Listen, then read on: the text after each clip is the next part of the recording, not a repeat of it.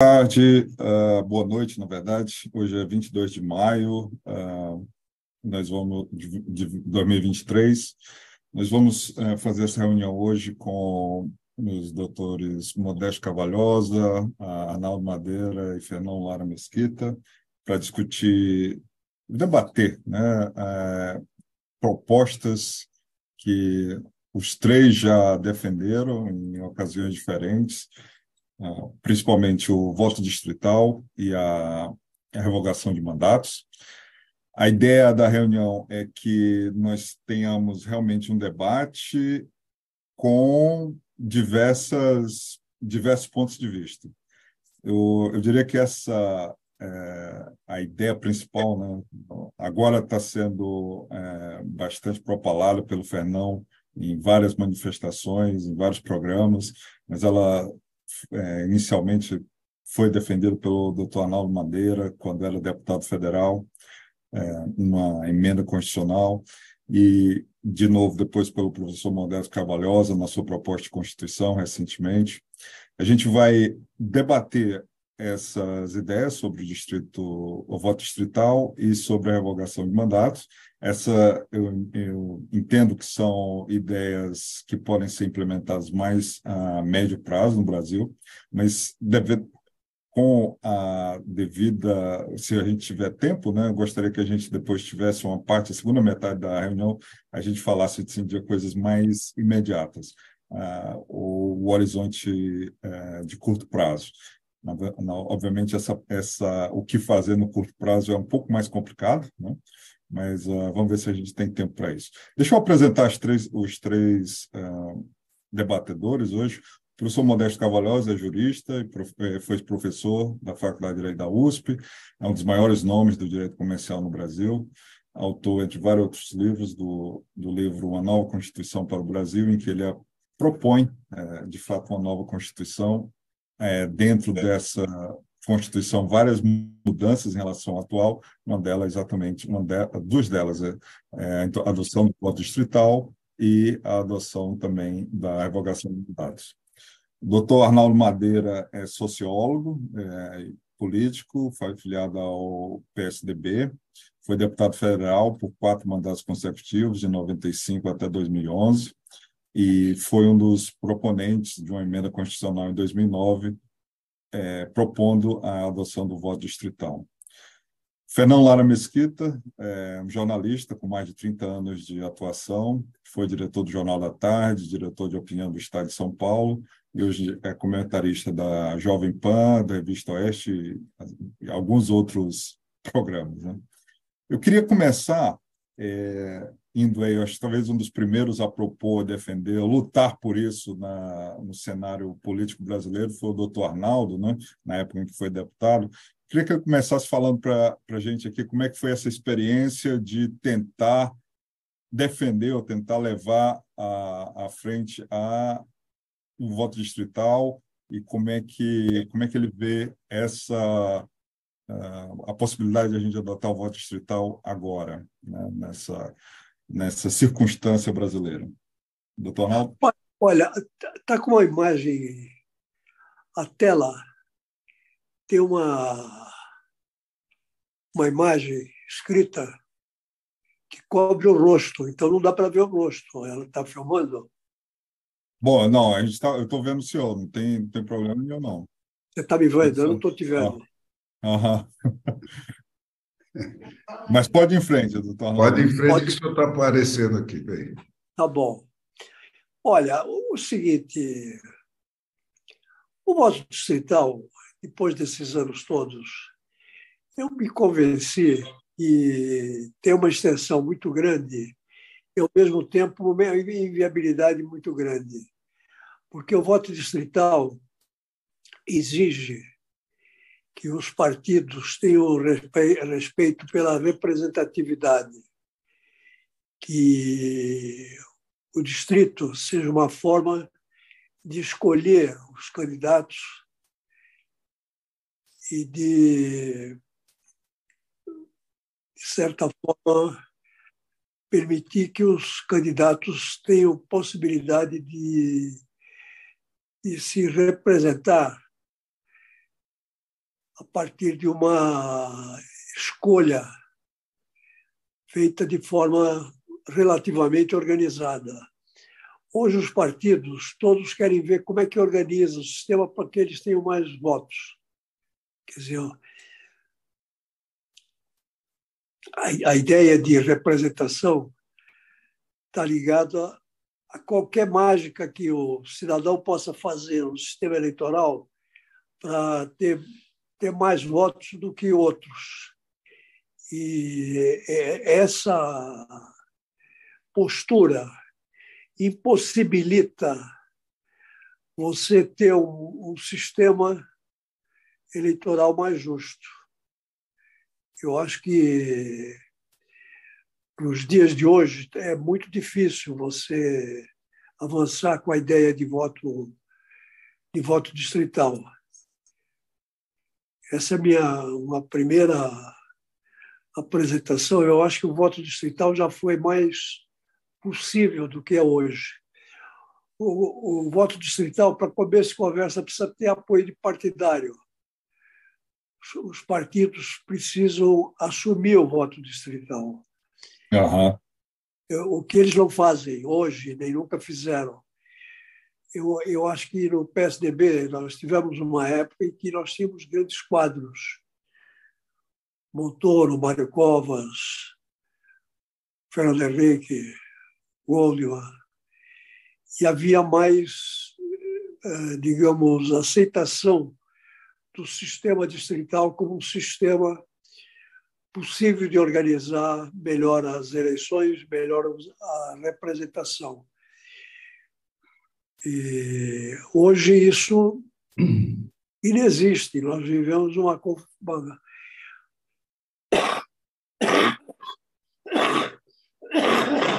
desculpem. Nós vivemos uma democracia descontrolada e que não se sabe direito para onde as coisas vão. Então, é muito difícil acreditar que se possa organizar um sistema distrital que ajude na qualificação da representação e na estruturação dos partidos. Ok. Obrigado, doutor Arnaldo. Deixa eu passar para o doutor Modesto. O senhor, no seu livro sobre a Constituição, o senhor emprega algumas páginas explicando, né, por que o voto proporcional que a gente tem hoje é problemático e justificando por que a gente deveria fazer ou passar para o voto distrital. O senhor poderia fazer um resumo aí de quais são os problemas que nós temos com o sistema hoje e por que vale a pena tentar fazer essa modificação? Doutor Modesto.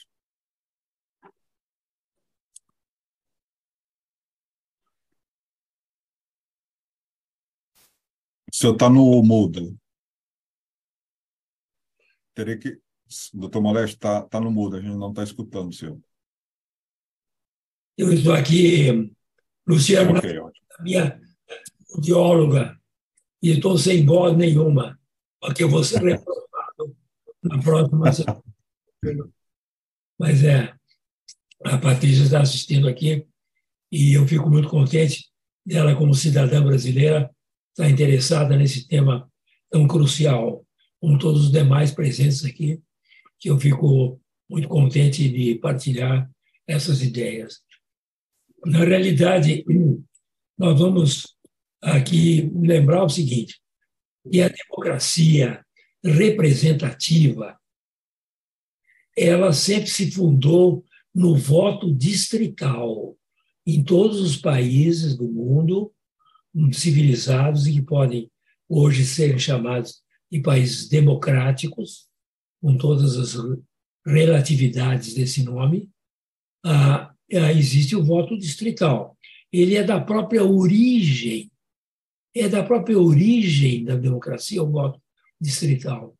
E você tem isso já, vamos dizer assim, a partir de 1685 na Inglaterra, e que persiste e também nos Estados Unidos, na França, em toda a Alemanha, todos os países, vamos dizer, desenvolvidos que adotam a democracia, o voto distrital é inquestionável, mesmo porque você não pode ter uma ideia de que haja uma representação indeterminada. O voto que se tem no Brasil, que é o voto proporcional, ele é simplesmente um voto indiscriminado, ou seja, você não representa os seus eleitores, não representa um grupo de eleitores, ou um grupo de eleitores de um determinado espaço. Isso é fundamental para a democracia. O voto proporcional, que é uma das os arcabouços da partidocracia que existe no Brasil, ou seja, a tirania dos partidos, que impede que a cidadania tenha acesso à vida pública, ele é exatamente isso. Ele é o instrumento para a dominação dos partidos na vida política e no poder, e que impede a representação dos próprios eleitores. Porque você tem o sistema proporcional, é aquele que é fundado nos quocientes dos partidos. Os votos pertencem aos partidos, eles não pertencem aos eleitores e nem aos candidatos, aos partidos. Se o partido tem um quociente X, ele elege tantos deputados, com tanto número de votos de cada deputado. O outro tem quociente maior, tem que ter maior número de votos para terem deputado. Então, você tem aí um domínio do partido sobre os próprios votos.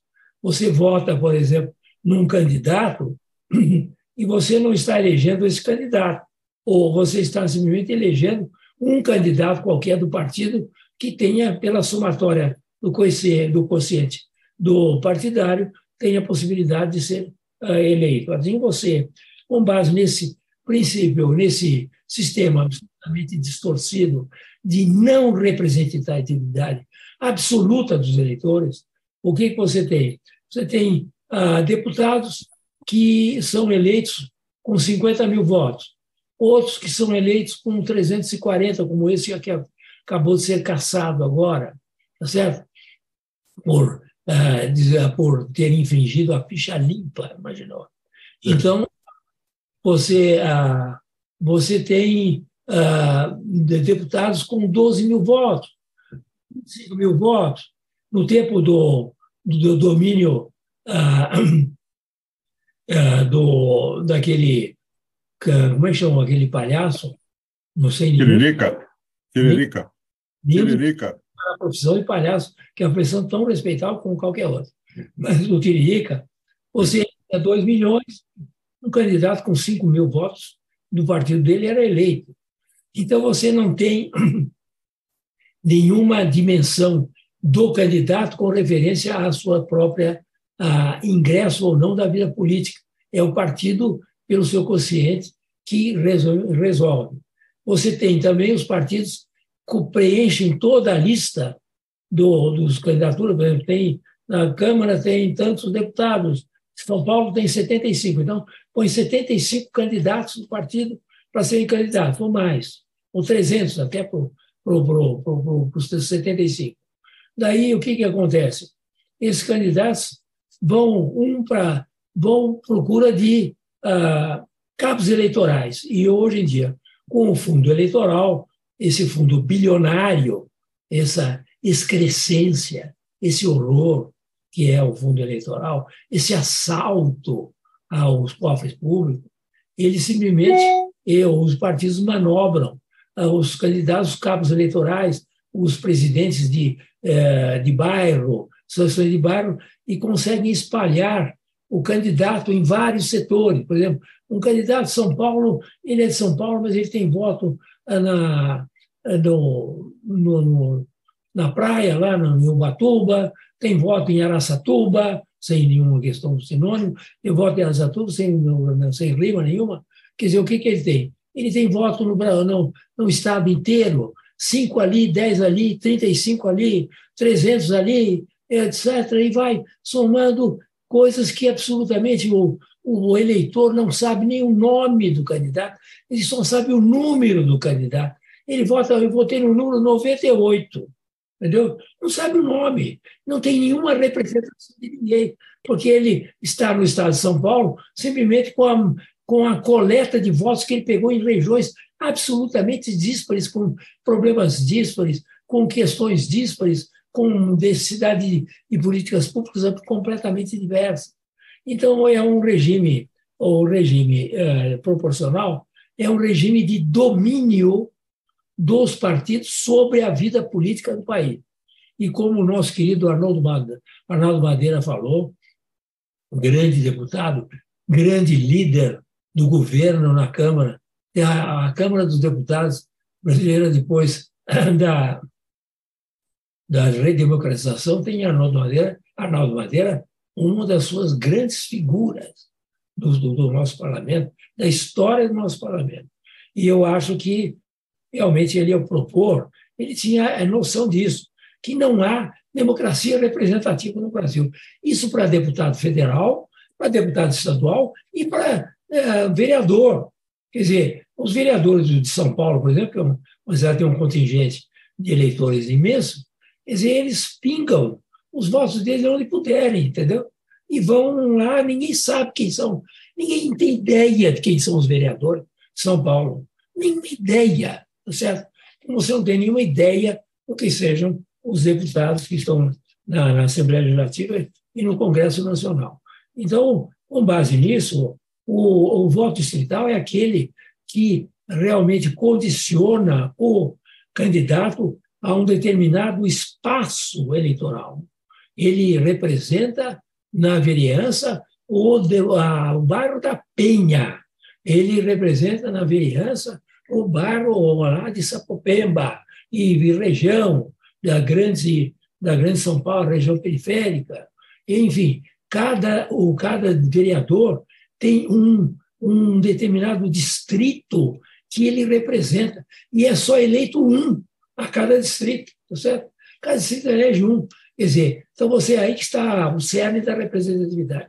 Aquele distrito é representado por um vereador, por um deputado, por um deputado federal. Com base nisso, você tem a possibilidade de saber quem foi eleito e ficar vigiando a atuação desse que foi eleito. Se ele realmente vai para a Câmara ou para a vereança, no interesse do bem comum, no interesse público, no interesse da defesa de políticas públicas, no interesse das demandas da sua região, ou do Brasil, ou do país, como for o caso, mas e se não for, então tem outras consequências. Portanto, o voto distrital não é que nós estamos discutindo entre o voto distrital e a questão do voto proporcional. O voto proporcional é antirrepresentativo. Não há representação política no voto proporcional. Portanto, com base nisso, eu diria que o esforço do Arnaldo Madeira na Câmara dos Deputados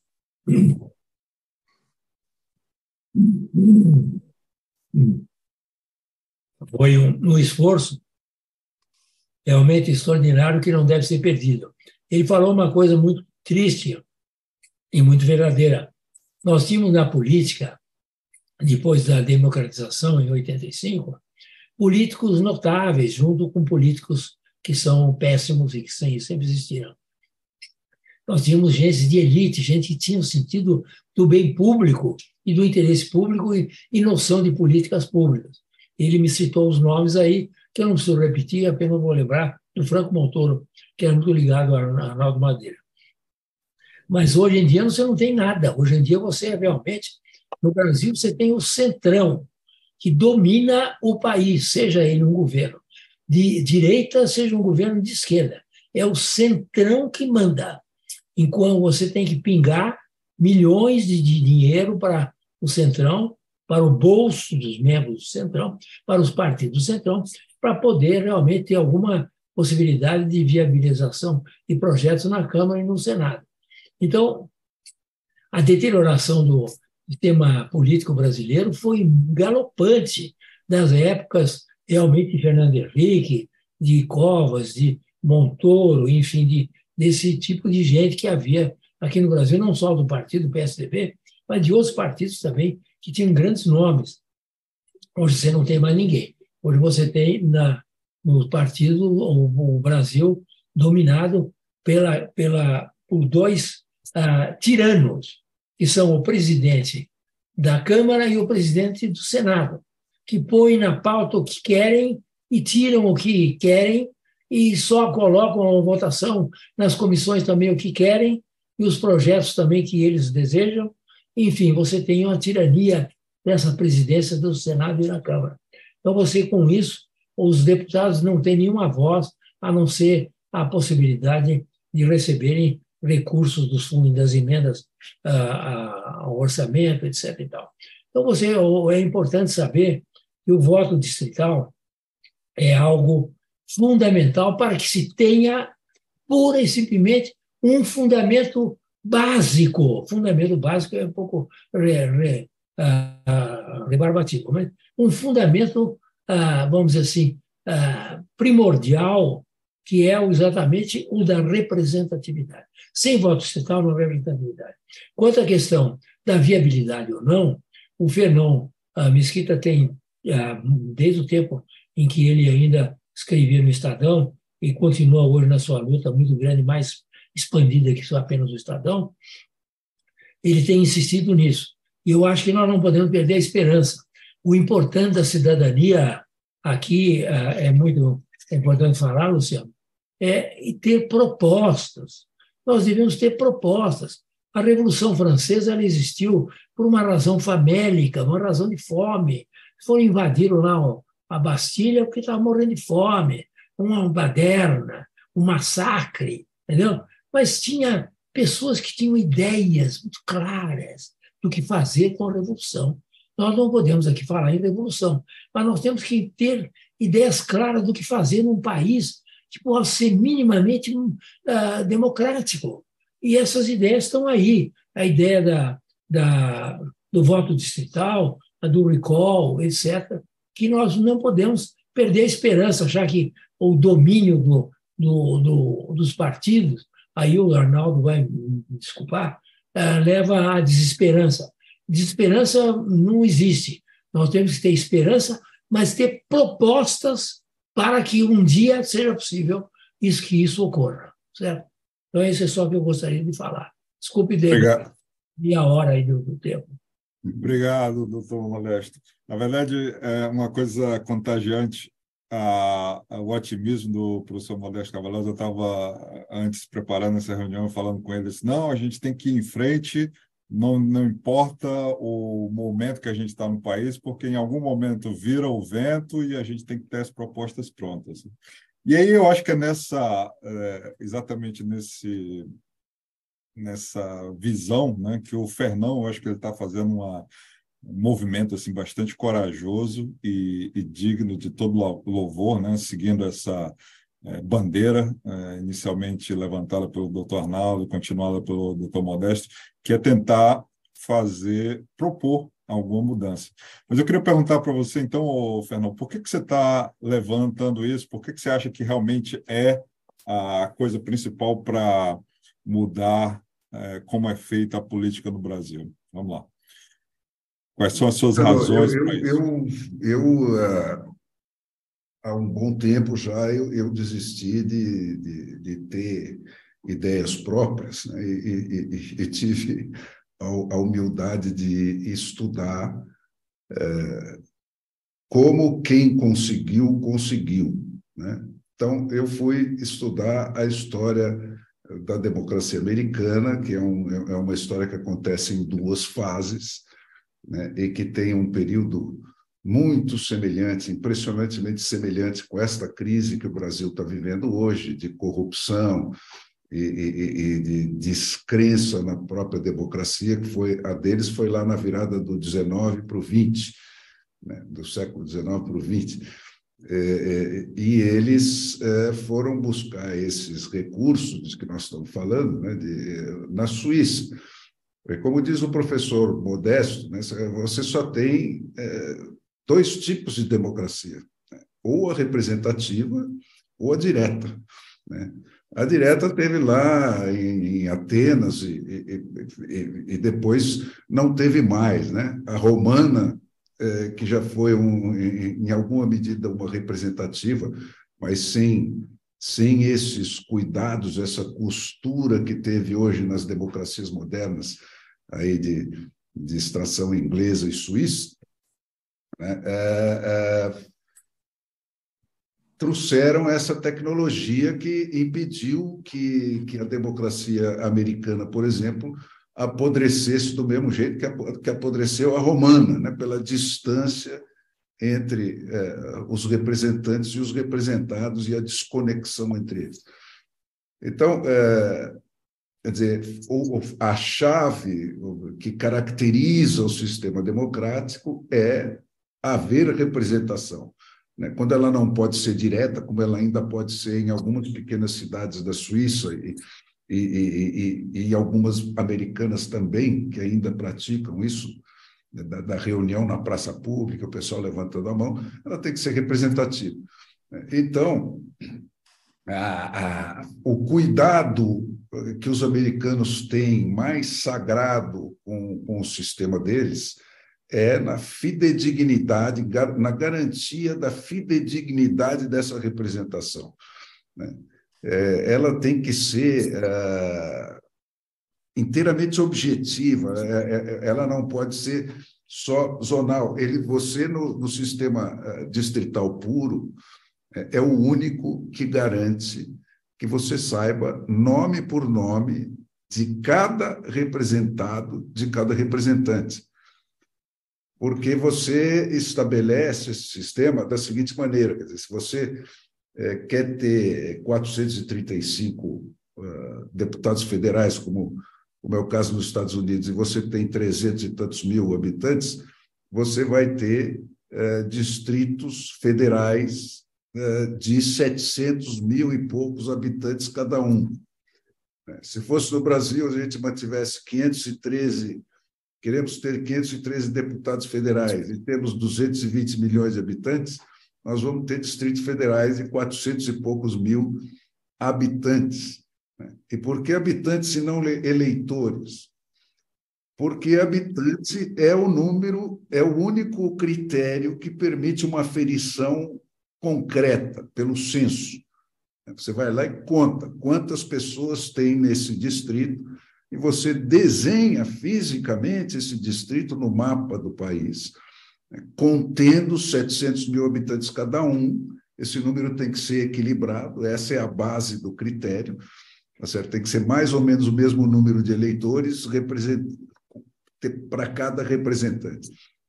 Então, com esse sistema, pelo endereço do sujeito, você sabe exatamente quem são os representantes de cada deputado federal, de cada deputado estadual, de cada deputado municipal, né? E a menor célula deles é o bairro que elege o Conselho de Controle das Escolas Públicas Locais, né? Então, um conjunto de endereços que formam um school board vão formar um distrito municipal, um conjunto de distritos municipais vai formar um distrito estadual e um conjunto de distritos estaduais vai formar um federal. Por que precisa ter isso, né? Porque não é, o mais importante não é você ter esse sistema. Esse sistema é uma necessidade para você poder executar os 4 direitos que foram acrescentados à democracia americana, né, depois que eles fizeram esse casamento com a democracia suíça, que são os direitos de retomada do mandato, o recall, né, que funciona nessa base. Você tem num determinado distrito, o cara foi eleito com X votos, ele é sempre por maioria simples, como disse o Modesto, né? Cada distrito só elege um representante, e qualquer cidadão daquele distrito pode iniciar uma petição de recall. Então, isso você determina por lei, por uma convenção. Se você colher 10% ou 15% das assinaturas da necessidade de votos que ele teve para se eleger, você tem o direito de convocar uma nova eleição naquele distrito, né? E demitir o faltoso. Aliás, você não precisa de nenhuma justificativa, não é por corrupção, não é por nada, é apenas por você não se sentir bem representado, você pode iniciar um processo desse. Você, com essa ferramenta do recall na mão, você passa a ter o político trabalhando para você, né? Porque, como todos os demais seres humanos, a gente trabalha para quem tem o poder de nos demitir, né? Então, o político passa a trabalhar para você para não perder o emprego, né? E, com isso na mão, se conseguiu os direitos de iniciativa de lei por iniciativa popular. Então, você, como cidadão, propõe uma lei. Se você colher aquele número de assinaturas, a sua lei vai para a próxima cédula da eleição e os seus coparticipantes do seu distrito, e aí, no caso, se for uma lei estadual, municipal, né, só os habitantes daquele distrito que vai ser afetado por essa lei votam para aprovar ou não essa lei. E o legislativo não pode alterá-la, porque a base do poder é o povo e não o representante. Então, se o povo é que começou essa lei, o legislativo não pode alterar essa lei. Vice-versa, conquistaram o direito de referendo. Faz o contrário, né? Você passa uma lista e propõe uma votação para derrubar a lei feita pelo legislativo de que você não gostou, porque a lei é sacana ou alguma coisa assim. Então, você pode derrubar essa lei.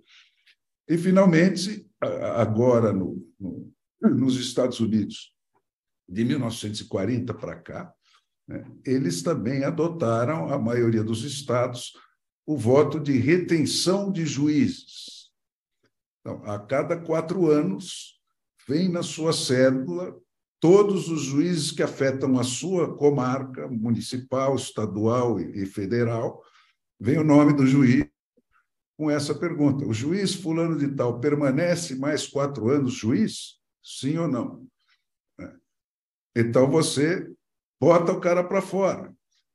E isso tem sido executado lá, exercido esse direito brilhantemente. Assim, juiz que dá pena baixa demais para um crime hediondo demais, toma um recall garantido, entendeu? Então, com essas ferramentas na mão, você consegue tudo isso. E o que viabiliza que você exerça esses poderes é o voto distrital puro, porque só o dono de cada deputado é que pode demiti-lo. Não é como aqui essa coisa, vamos caçar o fulano. Então vem o cara do outro partido e caça o seu desafeto num processo que não tem nada a ver com o eleitorado, né? Nem na hora de eleger o cara, nem na hora de deseleger. Então, o voto distrital é o que viabiliza todo esse sistema, o funcionamento desse sistema. Esse ponto é um ponto importante, né? A conexão do voto distrital com a retomada de mandatos. E a gente vai abordar isso com mais detalhe. Mas antes eu queria, Fernando, eu vou tentar fazer aqui nessa reunião o papel de advogado do diabo, né? Meio que exatamente como se a gente estivesse aqui no treinamento de testemunha, né? Vamos dizer assim, tem o argumento contrário. Então, eu vou tentar fazer esse papel aqui. Começando exatamente com tanto o professor Modesto como você acabou de mencionar a tensão ou a dicotomia entre a democracia representativa e a democracia direta. Várias das suas ideias, né, ou da proposta que você colocou, o voto distrital puro, a retomada de mandatos, a proposição de leis por iniciativa popular, o referendo de confirmação de leis e a eleição de confirmação de juízes, eles se conectam com mecanismos de democracia direta. Mas, quando houve o debate, né, dos Founding Fathers sobre a democracia americana e para a definição da Constituição americana, tanto Hamilton quanto Madison, eles argumentaram contra a democracia direta. Eles tinham um receio muito grande em relação a isso. Na verdade, é interessante que antes da Constituição americana havia mecanismo de democracia direta nos Estados Unidos, praticamente desapareceram depois da Constituição e voltou. E o principal argumento contra a democracia direta, né, e eles preferiam exatamente o que chamavam na época de república, hoje em dia a gente chama de democracia representativa, era exatamente o fato de você não colocar poder demais na mão do povo. Como é que você se coloca em relação a esses argumentos? É uma questão de experiência, né? De lá para cá, nós vivemos 250 anos de desastres seguidos, né, por conta dos políticos com excesso de poder, né? E depois faltava também tecnologia, basicamente, né? Tecnologia institucional para isso. Não esquecer que o Hamilton e o Madison eram rapazinhos de 20 e poucos anos, quando eles estavam lá construindo aquela Constituição, e você estava saindo de um mundo de reinos absolutistas e saltando para uma nova coisa, né, da qual não se sabia nada. Quer dizer, eles fizeram um brilhante serviço de exegese filosófica e de psicologia institucional. Eu gosto muito dessa palavra, porque o Tocqueville é um psicólogo, né? Ele pega as instituições americanas e diz assim, bom, isso aplicado sobre as pessoas, como é que as pessoas vão reagir? E aí ele projeta isso para o futuro com uma acurácia assim, impressionante, né? E esse pessoal também, né? O que eles fizeram nos Federalist Papers, que foram aqueles artigos basicamente escritos por esses dois, o Hamilton e o Madison, né? Mais o Jay. E mais o Jay. Nos jornais de Nova York para convencer os estados a aderirem àquela Constituição. E é um trabalho desse tipo, né? de projeção do que pode acontecer, quais os defeitos possíveis daquelas instituições que eles estavam imaginando. E aí o relógio correu, né? E eles tinham o quê? Um país que, ao sair da guerra civil, né, entrou num outro processo de urbanização muito violenta, né, de mudança de todos os padrões de convivência e, portanto, da moral pública e da organização da sociedade. Estavam desaparelhados para esse fenômeno, e isso coincidiu com uma quebra fundamental da tecnologia, que foi a ferroviarização dos Estados Unidos, né, que criou uma coisa parecida com a Amazon hoje. Né? Você, para sair da costa do Atlântico e explorar aquele continente inteiro, você tinha que ir pela ferrovia. E tudo que você produzisse lá só saía pela ferrovia. Então, virou uma Amazon. Né? E isso criou o mesmo efeito que está criando hoje. O cara que se mancomuna com a Amazon quebra o seu concorrente ou afoga ele em bilhões de dólares e tira ele do páreo, né? E assim você vai passando por um processo de concentração da renda, né?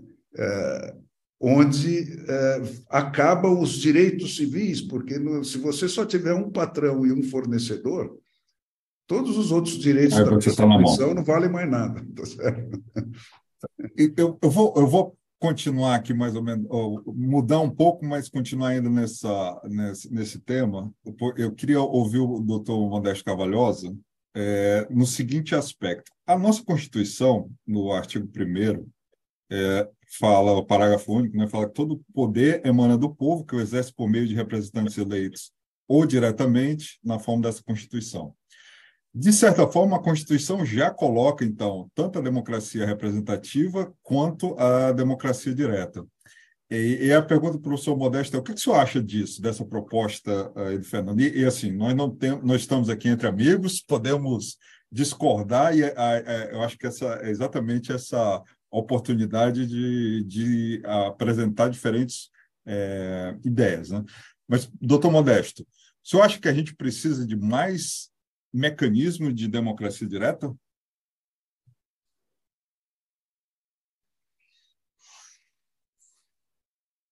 Está mudo, está no mudo. Isso. Nós não é que precisamos mais instrumentos de democracia direta, nós precisamos de instrumentos de democracia, instrumentos de democracia representativa. A democracia direta, ela tem que ter, vamos dizer assim, claro que ela tem que existir também, concomitantemente, quer dizer, a iniciativa popular, como o próprio Fernando já falou, as leis de iniciativa popular, falando dos Estados Unidos, as leis de iniciativa popular devem ser facilitadas e não deve haver nenhuma possibilidade de alteração da lei de iniciativa popular pelo Congresso Nacional. O Congresso Nacional tem que aceitá-la ou rejeitá-la, tá certo?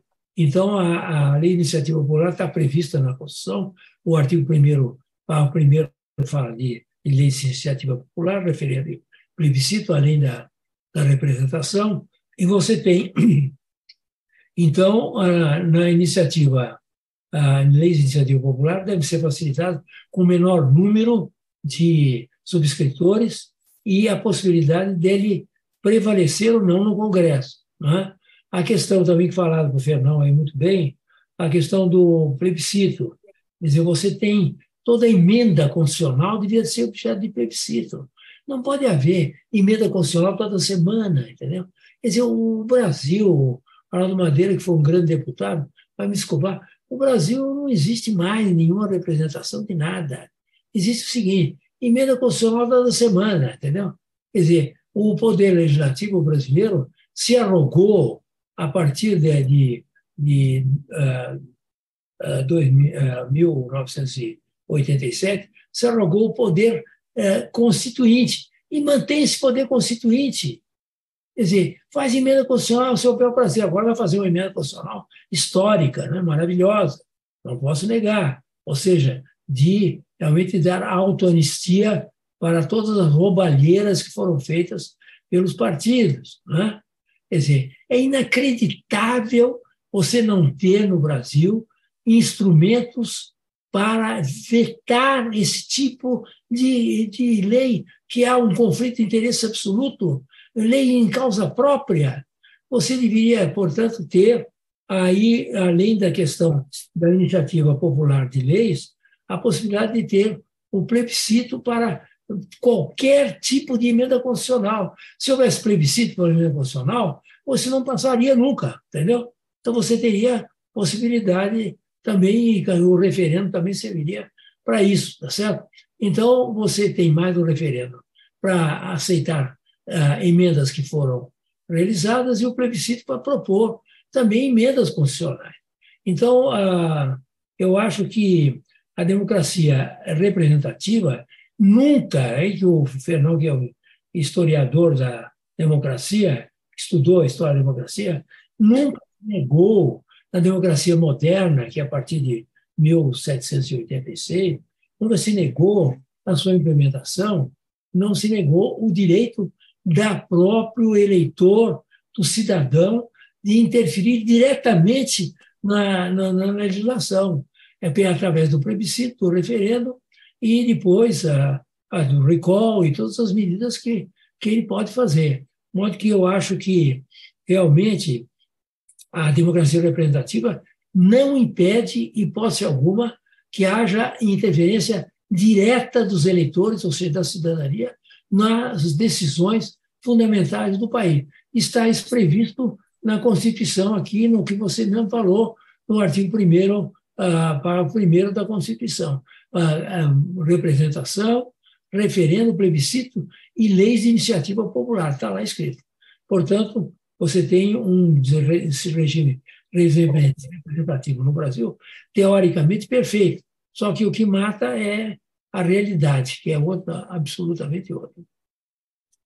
Obrigado, doutor Modesto. Na verdade, a gente começou essa reunião e já fomos já direto nessas ideias, né, tanto do voto distrital quanto a revogação de mandato. E eu acho que por trás disso tem um diagnóstico, né, do problema brasileiro, que eu acho que foi sintetizado muito bem por Barry Ames, no livro de 2001. Ele fala o seguinte: a tragédia do sistema político brasileiro não é que beneficia as elites. O problema é que beneficia principalmente a si mesmo, ou seja, os políticos e funcionários públicos que operam esse sistema. É um sistema, o sistema político brasileiro é um sistema que busca ou funciona para beneficiar a si mesmo. E eu acho que toda a ideia que a gente está colocando aqui é exatamente para tentar ir, ir contra, né, essa coisa e alinhar os interesses do sistema ao interesse do povo. Mas eu queria voltar ao doutor Arnaldo para perguntar a ele, com a sua experiência como deputado, será que é possível, doutor Arnaldo, o senhor vê algum caminho para a gente conseguir fazer com que isso seja efetivamente implantado no Brasil? Como é que a gente conseguiria fazer com que isso fosse adiante? Como é que o senhor vê? E qual é que é a dificuldade? Por que os deputados não topam? Qual é a resistência? Qual é o grande problema atrás dessa questão de implementação disso? E aí depois eu vou abrir para os demais. Tereza já está inscrita. Se quiserem se inscrever, podem se inscrever e é só levantar a mão. Tá bom? Doutor Arnaldo, por favor. Olha, eu acho que a primeira coisa é o seguinte: você não muda um sistema em que você tem uma enorme vantagem. O atual sistema de eleição e de representação dá uma enorme vantagem aos parlamentares. Você tem recursos para distribuir, recursos para cima, para baixo, de maneira que os deputados não mudam o sistema que na visão deles vai prejudicá-los. Eu acho que esse sistema só tem um jeito de ser implantado: é ter uma mobilização em que se discuta, em que se exponha as vantagens do sistema distrital. Porque é no distrito que o cidadão passa a ter poder. É no distrito que ele passa a expor as suas opiniões com mais vigor. E essa coisa do voto parcial, do voto em benefício de A, B ou C, acaba sendo excluída. Nós temos que excluir isso, excluir essa vantagem que alguns recebem. Eu acho que é preciso deixar claro que a democracia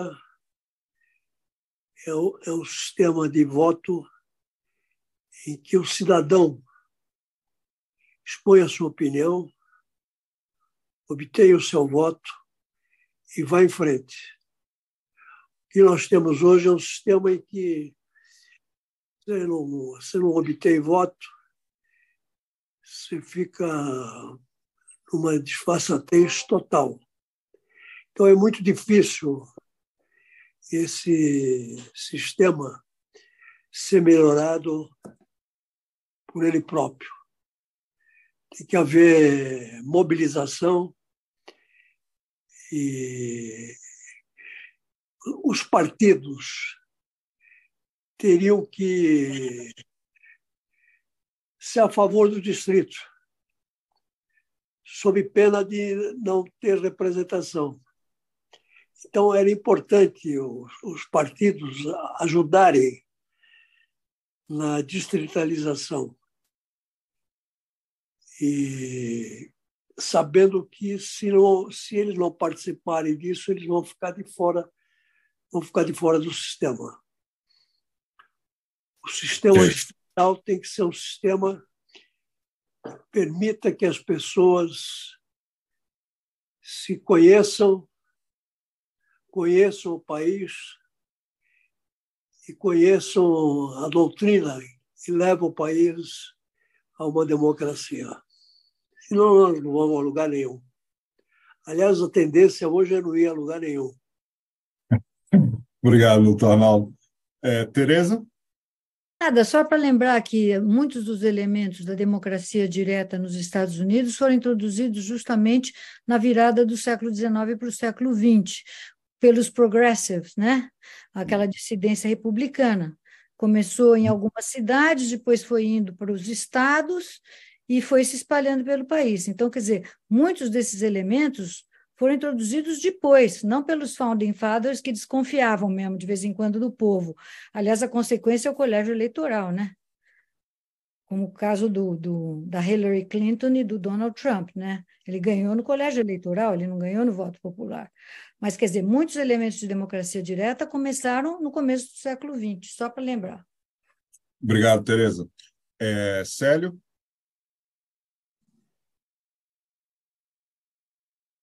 Boa noite, é uma satisfação estar aqui. Estou falando de Farroupilha, Rio Grande do Sul, está esfriando um pouquinho por aqui. Com pessoas tão ilustres aqui na sala hoje, mais uma vez. Eu me sinto, mas, bom, direto ao assunto, estou muito lisonjeado por estar aqui, tá? Mas eu me sinto assim, eu me sinto que nem o mensageiro que levou a carta a Garcia. Como a gente vai fazer isso aqui de cá? Realmente a movimentação em si. Eu acho que é plausível do que o senhor Arnaldo falou aí quanto à dificuldade, quanto a partidos e tudo mais, né? E quanto está andando o nosso Brasil. Essa dificuldade realmente isso demonstra. Mas demonstra também que tem um grupo muito grande de pessoas que estão interessadas em mudar o Brasil, tá?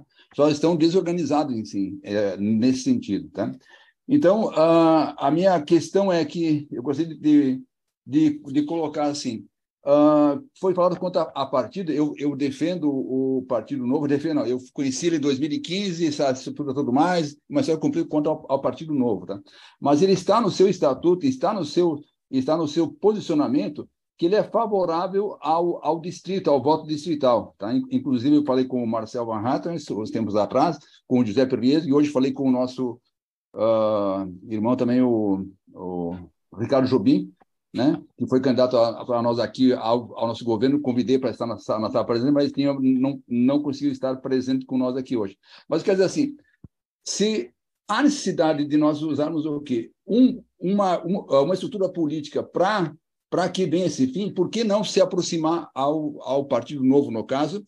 Porque ele tem uma gestão não partidária, ele tem uma gestão não de mandatários, tem uma gestão partidária fora do padrão normal. Tipo assim, comentar em termos de dizer assim, não tem interesse mediático de aparecer e tudo mais, tem interesse de realmente mudar o Brasil, tá? Então, porque isso é o primeiro passo que eu acho que como mensageiro, eu tipo assim, me sinto na ânsia eu não tenho essa capacidade que essa grande mesa aqui tem hoje, aqui no caso, certo? Mas como passar a barreira dos partidos que são interessados em manter o voto proporcional. O próprio professor Arnaldo, o Arnaldo falou aí exatamente isso, que essa é uma dificuldade no caso, né? E a movimentação para que o povo adira ao voto distrital, tá? Então, é essa movimentação que é necessário. Me encantei quando fui convidado, porque exatamente como a gente vai se movimentar, acharmos pessoas nas regiões, lideranças que possam levar essa mensagem. Nós precisamos de vossos conhecimentos para que nos oriente exatamente de como levar isso em si, tá? Eu estou aqui na linha de ponta para isso, no caso, tá? E para que haja esse entendimento, haja esse momento. Eu acho que estamos num momento que nem foi lá e foi citado no tempos atrás, nós estamos num momento hoje de ruptura desse sistema. Só precisamos bater um pouquinho mais, nós temos que ter, que nem o Fernando falou outro dia também, o professor Modesto Cabral também comentou na outra reunião, nós temos que bater de uma forma que unissona, que isso aqui vibre e que dê em conta as pessoas necessárias. Nós temos as pessoas, nós somos o momento. Vocês estão da mesa que eu não sei nem que fazer pergunta, mas dizer assim, há um caminho, há um partido que estaria voltado já para nós, se alinharia a nós, e se há esse entendimento que é por aí, e como vamos fazer isso, como vamos divulgar isso, vamos temos que realmente... É um momento. Está ruim o Brasil, pelo amor de Deus, bota ruim nisso, né, Fernando? Fernão, eu achei que você estava querendo comentar alguma coisa. Não, eu pensei, desde o primeiro minuto que eu comecei a descobrir esse caminho, eu pensei nessa questão, né, de como fazê-la acontecer. É claro que no Brasil a gente está acostumado, desde sempre, né, a esperar que tudo seja feito por eles, né, pelos políticos. Dali não vai sair nada, evidentemente. E isso é verdade para todos os lugares onde isso aconteceu. Quer dizer, nos Estados Unidos também havia uma surda resistência dos políticos e do judiciário, principalmente. E como é que acontece isso? Só pode acontecer pela base, né? Pela base. Então, historicamente, você tem esse dado muito positivo. Em todos os lugares aonde essa fórmula chegou a ser conhecida, né, e ela é muito simples, são 5 itens, né, são 5 itens muito simples, muito autoexplicativos, né, ela emplacou, né, porque o povo abraça isso, o povo entende isso, né, isso é uma norma que não depende do grau de educação médio da população, né? É claro que sempre ajuda você ter uma população toda alfabetizada, no mínimo, para poder receber essa mensagem, né? Mas, daí para frente, né, a universidade muito mais fez para resistir à entrada da democracia, historicamente, do que para promover a entrada da democracia, né? A democracia é uma solução de problemas tomada entre iguais, tá certo? Estamos aqui, vamos chegar lá nos Estados Unidos, é o Pacto do Mayflower, né? Vamos chegar lá, vamos desembarcar, tem um inverno bravíssimo, tem índio, tem o exército do rei está longe, não tem, nós vamos ter que se virar nós com nós ali. Quem vai fazer o quê? Quem é que vai cuidar da polícia? Quem é que vai plantar? Quem é que vai colher? Quem é que vai construir as casas? Né? E como é que nós vamos renovar essas atribuições? Isso é democracia, né? E o Brasil tinha 100 anos de frente em relação aos americanos, que começaram isso só em 1600 e pouquinhos, lá, quando a Inglaterra herdou os Estados Unidos, né? E o Portugal já fazia isso com as câmaras municipais em todas as Índias, né, em Goa, desde 1400 e bolinha, né, 490 e pouco, eles já tinham esse sistema implantado. Eram vilas perdidas no espaço, sem contato umas com as outras, as brasileiras, inclusive, que tinham que prover a sua própria solução, né, elegendo uma Câmara Municipal onde estavam distribuídas essas tarefas. Quem vai cuidar da segurança, quem vai cuidar da regra da cidade, etc. Então, aonde aconteceu? Aconteceu onde isso chegou a ser conhecido por um número suficiente de pessoas, inclusive nos Estados Unidos.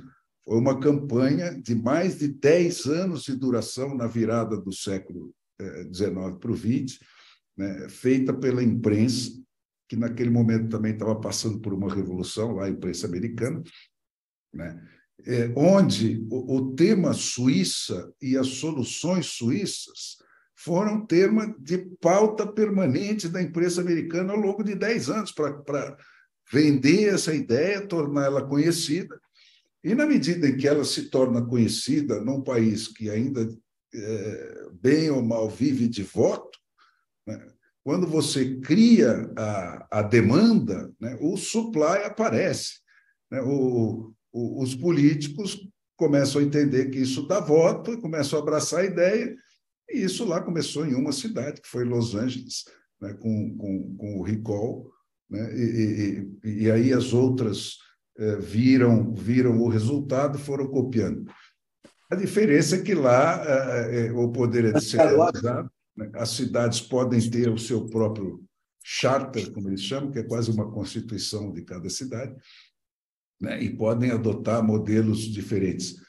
Mas no Brasil, eu acho que, começando só no âmbito municipal, né, você tem todos os interesses objetivos a favor, né, porque não tem aquela coisa da distorção do voto pela distribuição dos estados, etc. Né? Cada cidade é uma cidade, interessa objetivamente para toda a cidade, se ela entender quais são os direitos e os deveres que vêm com essas ferramentas, ela vai interessar para todo mundo. Né? E são esses 5 elementos. É voto distrital puro, porque ele é que viabiliza o resto. E depois os 4 básicos, direitos básicos, que é o de recall, retomada de mandato, né? O direito de propor leis e aprovar leis por iniciativa popular, o direito de recusar leis por iniciativa popular, né? E o direito de controlar diretamente o judiciário para que ele não desmanche as reformas todas que você conseguir fazer no campo da política, que foi o que aconteceu nos Estados Unidos. O Theodore Roosevelt, depois de longas batalhas, conseguia passar uma parte dessa coisa, vinha o judiciário e desmanchava. Aí eles foram adotando isso. Quer dizer, o controle do judiciário dentro da história da democracia americana sempre foi um problema primordial. Na verdade, essa questão do judiciário, o doutor Modesto, na proposta de Constituição dele, tem ideias assim, muito interessantes sobre isso. A gente vai falar sobre isso, vai falar sobre o retomar de mandato, mas antes eu queria dar a palavra para o Leandro, que já tinha pedido há algum tempo, e aí a gente passa para esses outros temas aí da lista do Fernando. Leandro? Não, muito interessante. Uma dúvida, por que esses mecanismos, Fernando, que você apresenta, esses 4, que são, eu entendo que são os objetivos, assim, você visualiza como se fossem os objetivos mais importantes de uma reforma, né? Quer dizer, a retomada do mandato, a iniciativa de lei, a limitação à suspensão, a possibilidade de recusar também lei por referendo popular, o voto e retenção do juiz. Por que você vincula isso necessariamente ao mecanismo do voto distrital? Pergunto porque é o seguinte, na verdade, você está trazendo para o debate mecanismos que foram consagrados nos países de sistema proporcional. Né? Quer dizer, a Suíça, por exemplo, tem toda uma tradição de iniciativa popular, de recall de mandato, que é possível também. Quer dizer, eu digo, do ponto de vista de características institucionais, essa conjugação entre iniciativa popular e sistema distrital não necessariamente ocorre de uma forma fixa. Eu diria que qual é a distinção entre isso, né, entre esses instrumentos, entre Bélgica, Holanda, Suíça, Espanha, que são países de matriz consensual, no sentido do Lipphardt, desse comparativista aí que faz essa síntese de características institucionais das democracias, em que esses mecanismos muitas vezes estão presentes. Quer dizer, então, eu queria entender por que você acha que tem que ser distrital para isso acontecer. Quer dizer, eu entendo, assim, se o objetivo é chegar até essas medidas, por que precisa ser distrital? Não, assim, do ponto de vista comparado, não necessariamente. Não. Você tem exemplo de todo lado aí. Eu não acho, eu constato, é uma coisa diferente. Entendeu? Nem todos esses países que você mencionou, especialmente os europeus, têm sistema distrital puro. Né? A maioria não tem, a maioria tem distrital misto, né? Que são sistemas parlamentaristas e tal. Não, desculpa, Fernando, esses são proporcionais. Suíça, Bélgica, Holanda, Espanha usam sistemas proporcionais. Suíça não. Suíça, você vota, o suíço, ele é um cidadão. Se você perguntar para o suíço o que ele é, ele não vai dizer para você que ele é suíço. Ele vai dizer que ele é daquele cantão, né? Depois do cantão, ele é da aldeia dele, ele é do cantão.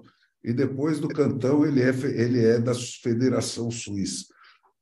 E funciona assim, quer dizer, aquilo que o Modesto disse, que o Brasil tem uma emenda toda semana, eu não acho que seja esse o problema. Né? O problema é você ter uma emenda feita por alguém que não tem representação de nada, de ninguém, né? Então, o cara dita uma regra e atira ela contra você. Na Suíça, você faz emendas à Constituição do mesmo jeito que o americano faz para a Constituição estadual, no máximo, né? Que é o quê? Passa uma lista com uma proposta de lei e muda a Constituição da Suíça. Porque isso é um direito do povo, do cidadão suíço. Ele muda a Constituição Federal, né? Claro que com regras, com quórums e tal, mas ele muda a Constituição Federal. E a Suprema Corte suíça não tem a prerrogativa de declarar nada do que o povo tenha feito inconstitucional, porque quem faz a Constituição é o povo. Então, os suíços têm o sistema completo, né? Os americanos têm um sistema híbrido, porque no momento da fundação do país eles estavam falidos, saindo de uma guerra, devendo para todos os reinos da Europa, e acharam que tinham que fazer uma federação forte, fizeram essa federação forte, tem barreiras constitucionais para eles levarem esse sistema à última consequência, né? Mas, objetivamente, o que eles fazem é igual aos suíços, menos por 7 itens, que são os 7 itens que estão na Constituição Federal, né? E esses 7 itens imexíveis, 4 são só a descrição do sistema, né? O que é o poder executivo, o que é o legislativo e o que é o judiciário, como eles se relacionam entre eles, quais são os direitos dos estados em relação à federação. É isso, né? Dos 7, só 3 são princípios mesmo, que é o direito à vida, né, à propriedade e à busca da felicidade, do jeito que você achar que a sua felicidade deve ser. Então, deixa eu só fazer um comentário sobre essa pergunta do Leandro, Fernando. Na verdade, existe e é importante, talvez, para as outras pessoas entenderem a conexão entre o voto distrital e a retomada de mandatos, por exemplo, né? Se você tiver, como existe hoje no Brasil, um sistema proporcional e você quiser fazer a revogação do mandato de um deputado, e ele foi eleito, como o professor Modesto falou, né? O cara lá em São Paulo, ele ganha votos de todas as partes do Estado, se for um deputado estadual ou federal, ou você vereador. Não sabe quem votou nele, né? Você não sabe quem votou. E na verdade, como cada um deles vai receber uma parcela muito pequena dos votos totais, se você poderia, em princípio, se você tivesse essa questão da revogação, você vai atrás de todos os deputados, né? E aí você poderia revogar o mandato de todos os deputados que você quisesse. O PT revogaria de todo mundo, menos os... De todo mundo e ficariam com eles. Então, nesse mecanismo, você não consegue ir para a revogação dos mandatos. Mas aí eu vou voltar à pergunta e aí fazendo de novo o meu papel de advogado do diabo. Na verdade, existem vários cargos que já são constituídos em votos majoritários, né? Você tem o prefeito, você tem o governador, você tem o presidente da República e tem os senadores, que são eleitos em votos majoritários. E aí, a questão, assim, a gente pode tentar pensar assim, por que a gente, se é difícil você implementar o voto distrital, porque os deputados que teriam que aprovar isso, eles têm interesses contrários a isso? Eles poderiam ter interesse porque um deputado pode querer ser prefeito ou ser governador, né? A gente não poderia começar tentando colocar a aprovação da revogação de mandato para esses cargos majoritários. E aí eu vou conectar essa pergunta com uma outra, professor Modesto. No professor Modesto, no seu livro, o senhor propõe a revogação de mandato apenas para prefeito, e aí o distrital, né, vereadores, deputados estaduais e federais, e não para os outros cargos. Será que a gente não poderia passar exatamente para ir atrás da revogação de mandatos para esses cargos majoritários? Você está perguntando para mim? Eu acho. Se o senhor quiser responder, senão a gente pode... Eu perguntei outro também para o doutor Arnaldo, mas se o senhor quiser, por favor, comentar. Aqui é uma questão muito sutil, porque realmente o deputado, o vereador, o deputado estadual, federal ou vereador, eles representam aqueles eleitores que estão ali, que votaram nele. Portanto, há uma vinculação direta entre o eleitor e o eleito. Né? Agora, no caso do prefeito, pela questão de representar uma comunidade potencialmente que permite uma vida mais concreta, um interesse mais concreto do povo, realmente há uma possibilidade de também haver o recall. Quanto ao governador e ao presidente da República e ao senador, que são de votos majoritários, eu não tenho uma convicção absolutamente, e não estou absolutamente aberto à ideia também de estender a eles essa possibilidade. Seria maravilhoso, mas eu acho que quebra um pouco a identidade. Eu tenho o meu vereador, o meu deputado estadual, o meu deputado federal. Ele tem o meu mandato direto. Quanto que o governador já é uma coisa mais geral, mais genérica. E assim o presidente da República e também o voto majoritário do senador. Eu acho que aí, não sei se tem uma dificuldade de encontrar nesse caminho do recall a possibilidade de, por exemplo, de revogar o mandato de um presidente da República. Eu acho que aí é uma questão institucional mais séria, que não permite uma questão que só não está se discutindo aí, só a questão da representatividade do eleitor, mas a questão da institucionalidade do cargo. Quer dizer, o cargo é, de tal maneira, importante do aspecto interno e externo, que eu acho que uma revogação de mandato de um presidente da República deve ser através, realmente, do impeachment. Mas isso eu não tenho a menor convicção, viu, aí, dessa questão, Luciano. Se me disserem que pode haver, que é melhor haver, e se estender, eu estudo e penso e reflito, talvez mude de opinião, porque eu não vejo também aí uma questão em torno disso.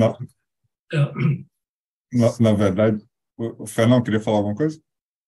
Não, eu só comentar aí para o... Só lembrar os exemplos que existem, né? Quer dizer, tem um grau de dificuldade operacional e tem outro grau que vai nessa direção do que o Modesto está falando, da institucionalidade, etc. Né?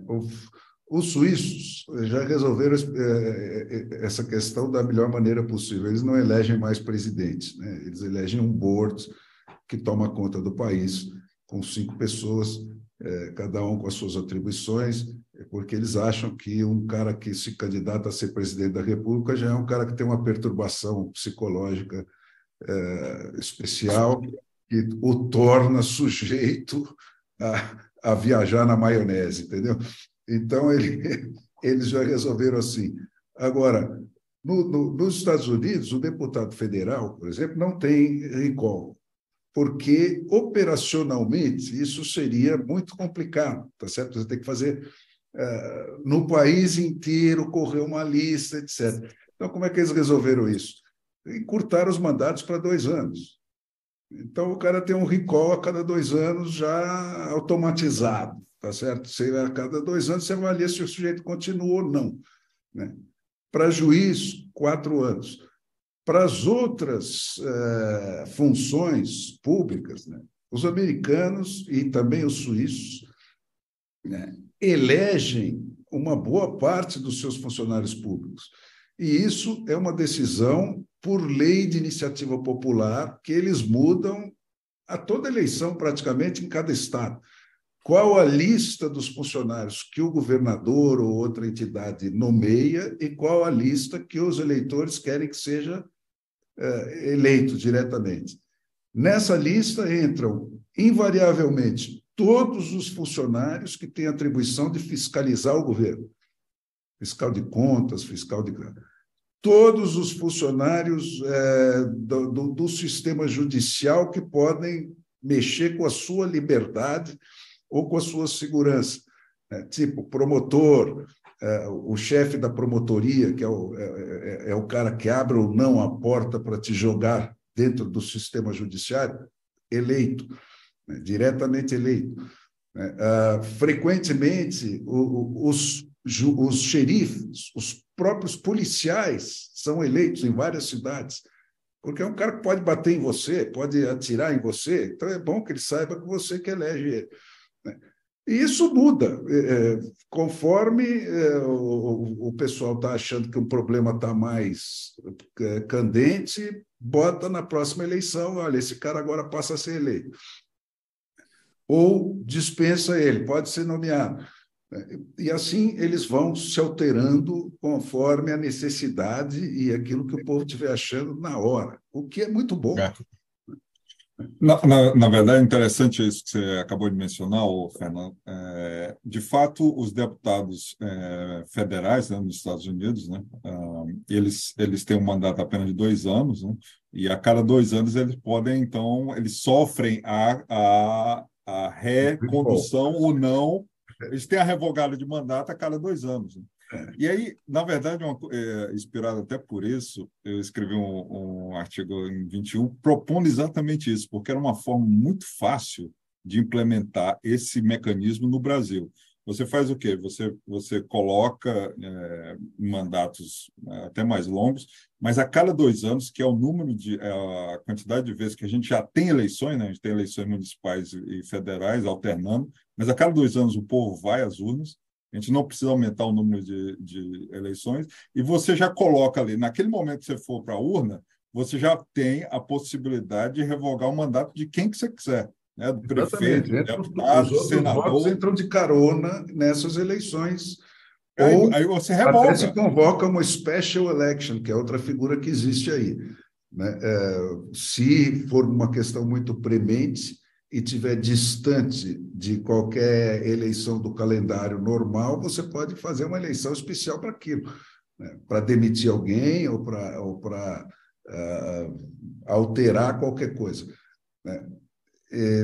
Mas nesses momentos assim, já está a oportunidade aberta para você revogar o mandato de quem você quiser, né? E aí, doutor Arnaldo, eu vou perguntar uma coisa. O que o senhor acha sobre isso? A gente deve abrir para todos os cargos, só para alguns? Você tem alguma posição sobre isso? Sobre a questão de quais cargos devem ser sujeitos à revogação de mandato? Alô? Doutor Arnaldo? Oi. O que o senhor acha? Devemos abrir a revogação de mandatos para todos os cargos ou só para alguns? Qual é a sua posição sobre isso? Não, eu acho que devemos definir alguns inicialmente. Quais seriam? Eu acho que teria que pensar bem. Eu não tenho uma reflexão maior sobre isso. Tá bom. Tudo bem. Patrícia, você estava querendo falar, né? Cadê a Patrícia? Está no mudo, Patrícia. Oi, boa noite. Primeiro agradecer aí a oportunidade, né, que o Guilherme aqui me convidou. Eu tenho acompanhado bastante o Fernão aí nas redes, né? E eu queria, eu não sou professora, né? Na verdade, eu sou uma cidadã aí tentando entender, né, como é que a gente vai sair dessa enrascada.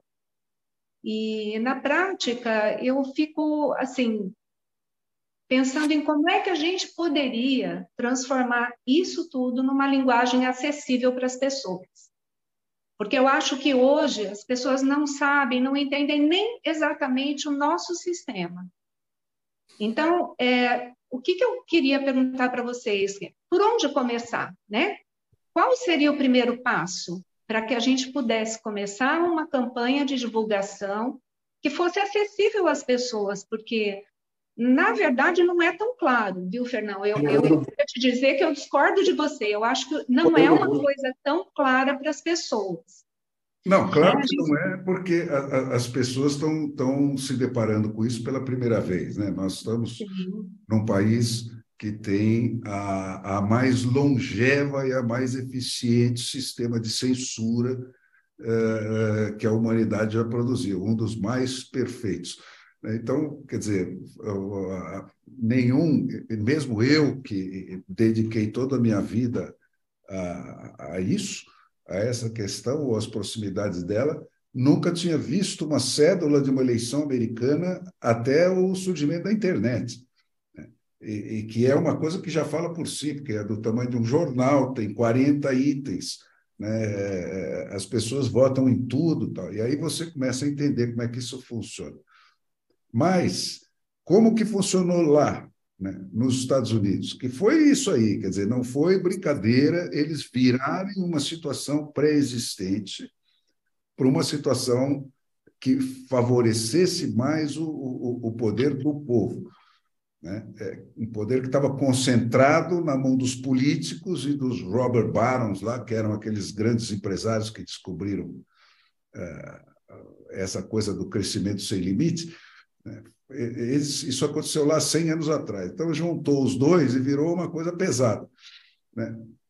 Surgiu lá uma organização, uma ONG, que se chamava National Municipal League, que era Liga Municipalista Nacional, que era o quê? Era uma organização de empresários, né, de gente que faz, não de teóricos, que pegaram esses... Primeiro, montaram uma rede muito parecida com essas que nós tivemos aqui, Vem para a Rua, né, que era uma rede fisicamente espalhada pelo território nacional, com as ramificações mais finas possíveis para alcançar todas as capitais, depois todas as cidades, polo de reverberação das ideias, tá? Sempre constituída por empresários que se voluntariavam para isso. E isso funcionava como? Você tinha uma central que pesquisava modelos diferentes do deles, né? Na Europa, na Suíça e em outros. Esse grupo central cuidava de mastigar essas questões e reduzir elas a argumentos muito essenciais e muito didáticos, né? Como são esses 5 pontos que eu proponho. De tudo que eu vi, isso se reduz praticamente a esses 5 pontos. Claro que com outros desdobramentos, mas o principal é isso, né? Uns levam aos outros.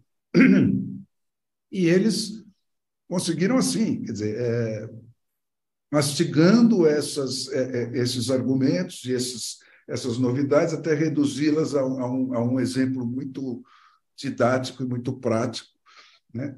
Repassavam isso para essas outras cidades que cuidavam de repassar isso para suas populações. Então, faziam reuniões em teatros, produziam coisas em palestras, colocavam isso na imprensa, quer dizer, uma organização profissional totalmente focada nisso, voltada para isso, que é o que a esquerda faz. A esquerda sabe trabalhar assim, né? A anti-esquerda é que não sabe. Mas a esquerda trabalha essas coisas assim profissionalmente, né? Foca e diz assim, olha, eu não vou ficar aqui gastando conversa, eu preciso pegar a presidência da Câmara, a presidência do Senado e o Supremo Tribunal, e eu fico dono do Brasil, né? Então, eles vão exatamente no alvo e não perdem tempo com bobagem, né? E nós temos que aprender humildemente com eles a fazer a mesma coisa, né? Identificar com ao máximo de perfeição e de acurácia o que muda realmente a chave do jogo, né? E ir atrás dessas coisas, né? E fazer uma campanha profissional, com gente full-time dedicada a isso, paga para isso, né? Para espalhar essa boa nova, explicar como é que funciona esses mecanismos, né? Como é que você elege o cara, como é que você deselege o cara. São coisas muito simples, né? Eu explico isso para todo tipo de pessoa e não vi... Olha, mesmo gente aí dos fundões do Brasil, do sertão, o cara mais desinformado de política, ele sabe, lá na localidade dele, né, qual deveria ser o salário justo do vereador, se o prefeito asfaltou aquela rua porque é a rua do hospital e não porque é a rua que ele comprou o terreno. Né? Ele sabe tudo isso. Né? São essas as questões que movem o eleitorado a derrubar ou não derrubar, dar um recall ou não dar um recall no cara. Não é altas filosofias, são coisas como essa. Quer dizer, esse sujeito não foi honesto, esse sujeito não está nos servindo bem, tira ele. Né? E isso é muito simples de entender isso. Né? Você precisa ter um mecanismo que te garanta que isso possa ser feito sem trapaça, certo? Sem ser o inimigo político dele é que ganha a prerrogativa de dar um recall nele. Não. Só quem elegeu o cara é que tem esse direito, né? E esse poder. Então, são regras muito fáceis de entender, desde que você tenha um certo tempo de sintetizar elas, de não se perder em explicações muito complexas e de ir ao ponto. O Fernão está tentando fazer um esforço exatamente de levar essas ideias. Mas eu queria perguntar ao doutor Modesto, uma das propostas e eu acho que essa pergunta da Patrícia é muito interessante, porque nos permite levar para a parte final assim, dessa reunião, que é exatamente olhar o que está acontecendo hoje e ver o que se pode fazer, né? Talvez eu acho que uma parte do diagnóstico do hoje do que está acontecendo hoje é que a gente está vivendo no que Han Rischel chamou de juristocracia, né?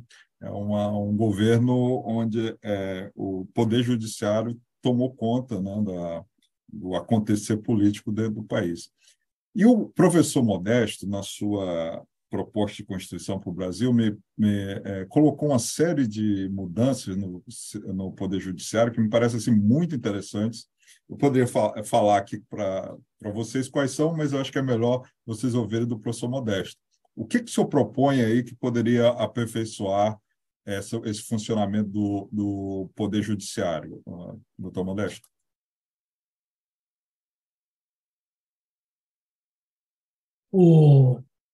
Luciano, não tem nada, a proposta minha não tem uma afinidade absoluta com essa ideia que é trazida pelo Fernão de censura de juízes e retirada de juízes. Mas, em todo caso, concordo inteiramente com a ideia dele.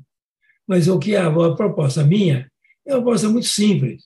Ou seja, você fazer com que os tribunais superiores e o Supremo Tribunal Federal sejam compostos de juízes de carreira, por antiguidade. Então, você, por exemplo, o sujeito é do STJ, lá, o Superior Tribunal de Justiça. Ele é o mais velho que está lá no tribunal, não é o presidente, o mais velho.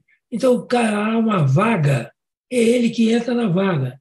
E assim há uma automatização das carreiras judiciárias que não mais permitem uma interferência política explícita, que está havendo cada vez mais, tanto aqui como nos Estados Unidos também, que é uma vergonha, ou a composição que está sendo feita há décadas nos Estados Unidos, que é uma composição absolutamente política. Então, você teria, vamos dizer, um Supremo Tribunal Federal, primeiro, com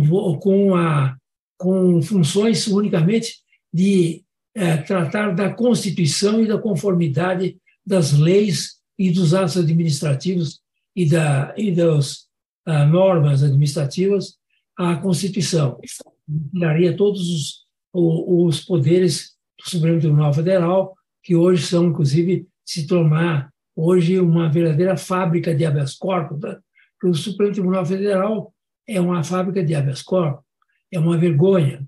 Então, hoje ele é Supremo Tribunal Federal no sentido de que ele é a última instância do judiciário. Ora, uma corte do tipo da nossa só pode ser realmente uma corte que tenha prestígio e possa ajudar o país quando ela é extremamente restrita à constitucionalidade das leis e dos atos administrativos. Portanto, criar um Supremo Tribunal Federal que tenha unicamente a função de verificar a conformidade das leis e decretos com a Constituição. Segundo lugar, formado unicamente de juízes por antiguidade. A mesma coisa nos tribunais superiores, tipo o STJ, teve o Tribunal Superior Militar, Tribunal Superior de Trabalho, TST, etc., somente vai compondo por antiguidade. Então, você aí não tem mais condições da interferência política, o que não impediria, inclusive, no meu entender, que esse mesmo juiz que, por antiguidade, chega ao Supremo Tribunal Federal tenha que ser submetido a uma sabatina no Congresso ou no Senado. Mesmo assim, ele teria que ser submetido no Senado a uma sabatina. Mas isso não permite, portanto, que se distancie o tribunal da política, que não fique o ministro lá procurando votar a cassação por quebra da ficha limpa de um deputado que teve 340 mil votos, para agradar o presidente da República. O presidente da República vai lembrar dele, para ele ser o candidato, não agora, porque o de agora já vai ser vai ser o advogado do presidente. Mas na próxima vaga, que vai ser do atual presidente Supremo, ele possa ser lembrado. Olha, eu cacei o seu maior inimigo. Quer dizer, então, hoje, a deturpação no Supremo Tribunal Federal é absoluta, porque ela é totalmente politizada. Ela tem ali os representantes dos partidos. Por exemplo, nessa cassação aí do Dallagnol, o que aconteceu? Votaram pela cassação do Dallagnol a totalidade, a unanimidade dos ministros do Tribunal Superior Eleitoral. Por quê? Porque muitos deles eram originários do PT, portanto, contra o inimigo número 1 do PT. E os que eram nomeados pelo Bolsonaro votaram para a cassação do Dallagnol, simplesmente porque o deputado que ia ser colocado no lugar deles, que vai ser colocado, é do PL, que é o partido do Bolsonaro. Entendeu? Então, quer dizer, é uma politização total da política, da Poder Judiciário pela política. Você, com esse sistema de somente ter ministros dos tribunais superiores e do Supremo Tribunal Federal, que seria uma corte constitucional, por antiguidade, você resolve grande parte do problema. Não digo que resolva todos os problemas, nem de todas as influências políticas que possam ocorrer, mas, pelo menos, minimiza isso. Você veja, nos Estados Unidos, que aqui está sendo colocado como um exemplo muito importante, nos Estados Unidos a corte é inteiramente política. Então, o senhor Trump, por exemplo, elege o centro ultraconservador. Daí o senhor, o anterior, elege uma mulher que seja mulher, porque é mulher, e que seja mexicana, que seja, como é que chama, latina e tal. E daí você tem, então, e questões ideológicas, identitárias, todas levadas ao Supremo Tribunal Federal. O que acontece? A Suprema Corte acabaram com a prevalência dos conservadores, acabando com a garantia constitucional do aborto nos Estados Unidos, que é um retrocesso monumental de 70 anos de conquista da sociedade americana. Não é que eu seja a favor ou contra o aborto, tem nada a ver com esse assunto, é um assunto da sociedade civil. Não tenho uma opinião formada a respeito, mas retira porque é uma questão ideológica. Hoje, a Suprema Corte Americana é um poço de ideologias que não se condenam. Então, é uma coisa terrível acabar com isso através da eleição, quer dizer, da nomeação por antiguidade. Isso, você perguntou. Obrigado. 10 minutos. Desculpe o tempo usado. Então, tá bom, doutor, não tem problema. É sempre bom escutá-lo. Na verdade, eu queria fazer até um comentário sobre isso aí, se o senhor quiser intervir novamente, porque O senhor faz essa proposta, né, no âmbito de uma mudança de Constituição. E a alternativa, né, é a gente fazer mudanças no Brasil através de emendas constitucionais. E eu acho que o senhor tem uma colocação assim, muito feliz em propor uma nova Constituição, porque nós temos uma limitação muito grande de fazer qualquer modificação em relação ao judiciário exatamente pelo poder que o STF já tem, né? Então, só para dar um exemplo, ilustrar aqui aos ouvintes, a emenda 73 de junho de 2013 foi uma emenda constitucional para criar 4 tribunais federais e ela foi declarada inconstitucional pelo STF. Então, você imagina, uma coisa simplesmente... Bom, primeiro, a Constituição, para você criar um tribunal federal, precisa passar pela Constituição, mas deixamos isso de lado. Mas o STF tem o poder de, avocando-se a cláusula pétrea de separação de poderes, de dizer que, como essa emenda não teve a iniciativa do Supremo, então ela não era constitucional e era simplesmente para criar tribunais. Aí você imagina fazer uma modificação mais profunda no judiciário, me parece que há uma grande possibilidade do STF dizer assim, não, você não pode fazer isso. E aí entraria também na questão da própria, na proposta do Fernão de colocar eleições de retenção de juízes. Não sei como é que se o senhor gostaria de comentar alguma coisa sobre isso, né? A ideia de retenção de juízo é uma ideia muito boa, uma ideia muito boa. Eu acho que as 4 iniciativas de leis que nós já temos pela referendo e plebiscito, a recusa de leis que eu proponho na minha proposta, que é exatamente a recusa de leis através de plebiscito e de referendos. Agora, a questão de recusa de juízes, eu acho uma ideia excelente, porque realmente nós não podemos continuar a ter juízes nessa base que nós temos aqui no Brasil.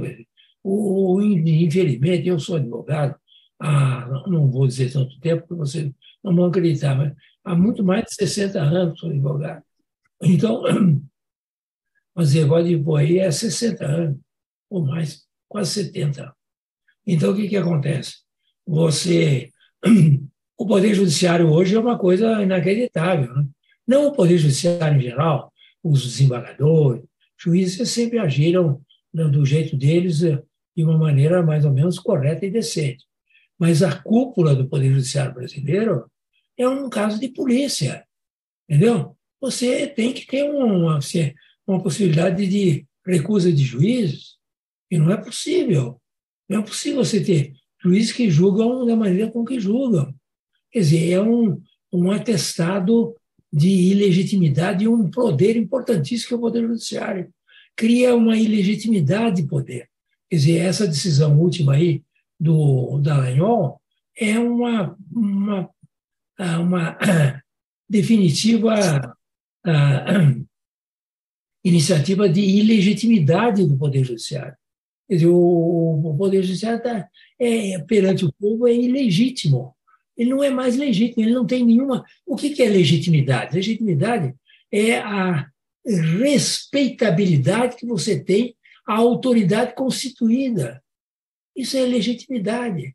Você tem uma lei que foi promulgada por um Congresso, você respeita a lei porque acha que o Congresso é legítimo para fazê-lo. Você não pode ter um Poder Judiciário nessa base que nós temos. A cúpula, estou dizendo, não o resto do Poder Judiciário, tem nada a ver com isso, que é o primeiro a estar revoltadíssimo contra essa situação. O próprio Poder Judiciário, pelo que eu tenho visto. Então, você tem que ter uma solução. Nós não podemos continuar a ter essa cúpula como ela está estruturada. Entendeu? Se houver realmente a confirmação da indicação do advogado particular do presidente da República para compor o Supremo, então essa legitimidade fica mais clara ainda. Entendeu? Eu acho que o presidente da República vai ter um bom senso de não fazer isso.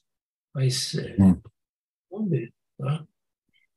E, Fernão, o que você sugere aí para a gente lidar com a situação atual? Quer dizer, na verdade, se você pode pensar, você acha que é melhor a gente focar simplesmente nessa questão do médio prazo, ou tem alguma coisa que a gente deveria tentar fazer no curto prazo?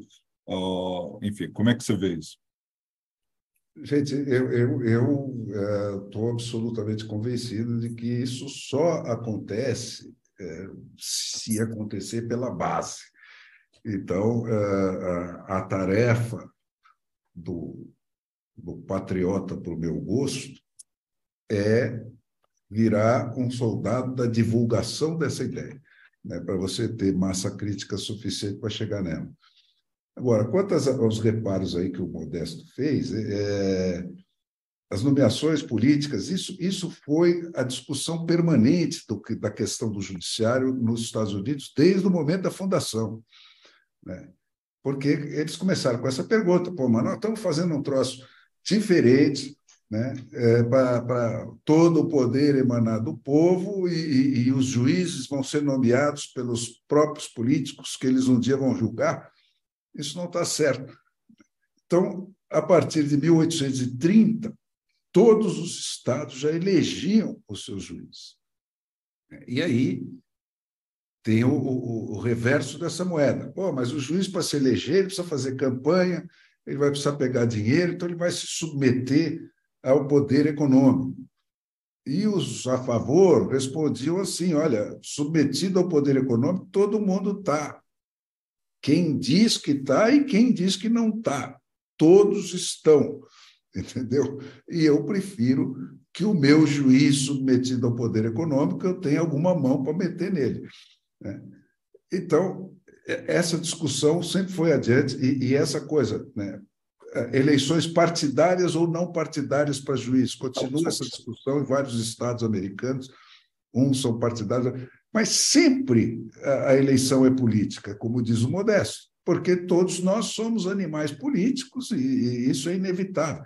Então, você tem que ter, como última instância, né, um poder neutro, que é o do freguês, da justiça, né, que somos nós, os cidadãos comuns, né, com o poder de atalhar o cara que ultrapassar o limite. Então, isso é como a bomba atômica, tá certo? Você não precisa soltar uma por semana, mas basta você ter para o pessoal já te tratar diferente, né? Então, isso lá nos Estados Unidos, por exemplo, a recall de governador aconteceu 2 vezes na história dos Estados Unidos inteiro. Mas existe, está lá, e o governador sabe disso. Isso é que é a parte saudável.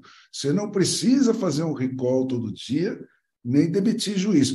Agora, juiz com esse sistema de retenção de juiz, é uma invenção recente, de 1940, começou, acho que no Mississippi ou no Missouri, eu nunca sei qual dos dois ali, mas e vem sendo adotada por um número crescente de estados aí, porque funciona, né? E eles exercem muito esse poder, né? Inclusive para as Supremas Cortes Estaduais, que aí existe Suprema Corte Estadual, né? Há 2, 3 anos atrás, se não me engano, a de New Hampshire foi inteira retomada, todos tomaram recall. Os 5 eram, se não me engano, 2 mulheres e 3 homens, e os 5 tomaram recall, e aí você vê a beleza dessa coisa. Quer dizer, essa história começou com o cartão de despesas de um desses juízes que punha gasolina no carro num lugar que não tinha nada a ver com o circuito de trabalho dele.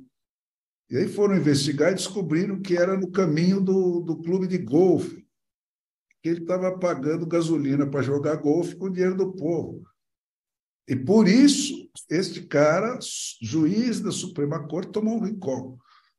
E isso iniciou uma investigação que demonstrou que todos os 5 tinham feito uma reforma nos seus gabinetes, cheia de luxos, meio janjas, assim, né? Tomaram o recall 5, porque esse pessoal lá está acostumado a ter esse poder e não tolera coisas pequenininhas que para nós parecem irrisórias, mas lá você vê que a aplicação da pena é imediata, não tem contemplação. Né? Não interessa o tamanho da besteira que o cara fez. Interessa que ele fez uma besteira, ele precisa aprender a não fazer, porque o próximo precisa chegar sabendo disso. Então, esse é o benefício que esses sistemas produzem. Quer dizer, você saber, claro, eleger por um critério de idade, tá, você já despersonaliza um pouco. Mas se você for aplicar imediatamente isso aqui no Brasil agora, você fica com o Lewandowski e com a Rosa Weber. Tá certo? São os dois mais velhos. Mas é claro que se um sistema está operacional há mais tempo, você não chega a ter esse tipo de extremos. O doutor Carvalhosa não mencionou agora, mas uma das outras medidas dele era exatamente um mandato de 8 anos para essas cortes aí também, e eu acho que esse é um aspecto assim, muito interessante. Bom, a gente vai caminhando aqui. Eu estava pensando assim, em ficar no máximo 2 horas, então a gente está chegando ao próximo. Eu vou dar a oportunidade aí para todos, se quiserem fazer suas considerações finais, mas eu queria fazer uma última pergunta ao Fernão e aí deixar que ele também encerre, e aí vou abrir para os outros que quiserem. Fernão, tem um problema, quer dizer, aí de novo, aquela coisa do advogado do diabo. Tem uma coisa que esses mecanismos de retomada de mandato apareceram também na América Latina, né? Além do começar na Suíça, quer dizer, na verdade a primeira é na Grécia, né? Depois desaparece, volta na Suíça, nos Estados Unidos antes da Constituição, depois volta mais ou menos novamente nos Estados Unidos no século XIX. Mas aí, no século XX, né, mais recentemente, ele começa a aparecer também em vários países da América Latina. Uma das coisas que se observa é um pouco de manipulações na própria efetivação do recall, a revocatória, né, que é chamada nos países de língua espanhola. E, por exemplo, no caso da Venezuela, você tinha uma situação em que a oposição queria fazer, e aí o Tribunal Eleitoral segurando para fazer depois de 3 anos, e aí segurar o Chaves, aquela coisa toda. E aí você tem um mecanismo problemático, me parece, que é exatamente a contagem das assinaturas para você fazer essa chamada, né, essa convocação. E aí, como é que não seria, quer dizer, para tentar fugir, tem algum mecanismo alternativo? Eu vejo um mecanismo alternativo que é exatamente colocar isso com periodicidade fixa, né? Daqui a 2 anos você faz de novo, daqui a 6 meses. Mas como é que você vê essa questão da própria dificuldade, né? Você falou tem só 2 governadores foram sofrendo recall nos Estados Unidos, inclusive pela dificuldade de colher as assinaturas, mas tem um outro lado, que mesmo que você colher a assinatura, elas podem não ser reconhecidas, né? Como é que você vê essa questão? E aí também...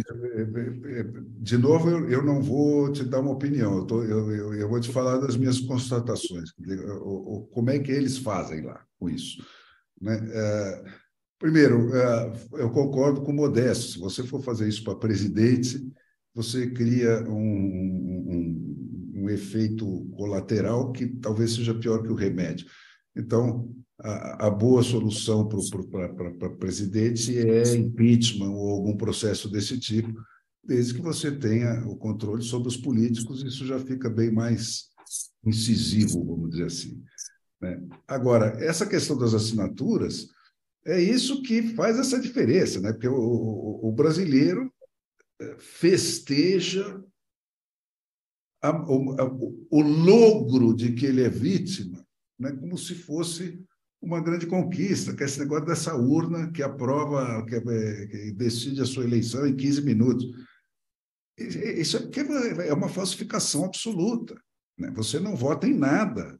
Você está fazendo uma escolha dentro das escolhas deles, não das suas, né? Não tem prévia, não tem nada, não tem primária, não tem. Você não escolhe os candidatos, não tem nenhum sistema de extração dessa representação pelo próprio representado, né? Que é a base do sistema democrático real. Então, a assinatura vai por conta disso. Quer dizer, como o processo Primeiro, é o voto distrital, né? Esse é o que garante que cada representante tem um conjunto de donos, que são aqueles 700 mil lá, né? Que você sabe o nome de cada um, o endereço de cada um, né? Dentro desses 700 mil vai ter uma proporção de eleitores. Então, você sabe o nome, quer dizer, só aquele cara pode tirar o mandato do seu representante, só o representado.